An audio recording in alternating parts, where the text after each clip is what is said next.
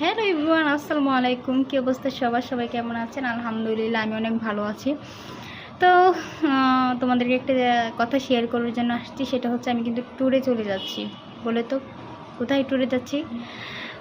Guess করে তোমরা দেখে বলতে পারো কি? আচ্ছা, আমি একটা তোমাদেরকে ক্লু দিয়ে দিচ্ছি।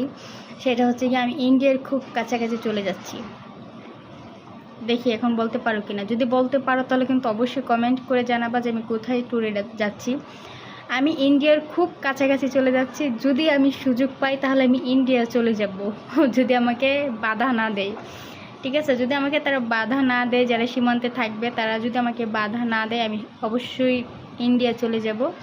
আর যদি ঢুকতে না দেয় তাহলে আমার ব্যাড লাক, কিছু করার নাই। যেখানে ট্যুরে যাব ওইখান থেকে হচ্ছে আমার ইন্ডিয়ার জিনিসপত্র কিনে নিয়ে আসতে হবে। ওইখানে হচ্ছে গিয়ে অনেক ইন্ডিয়ার থেকে ওইখানে একটা বাজার বসে। ইন্ডিয়ার মানুষ ওইখানে সব জিনিসপত্র নিয়ে আসে ইন্ডিয়ান, আর বাংলাদেশি মানুষও ওইখানে নিয়ে যায় বাংলাদেশি যে জিনিসপত্রগুলো। তো দুই দেশ থেকেই হচ্ছে এটা নিয়ে আসা হয়।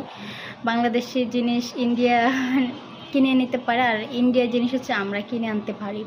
তো ঠিক আছে, আমি তো বলেই দিলাম আমি যদি সুযোগ পাই তাহলে ইন্ডিয়া চলে যাব। তো তোমরা হচ্ছে এখন গেস করো আমি কোথায় ট্যুরে যাচ্ছি।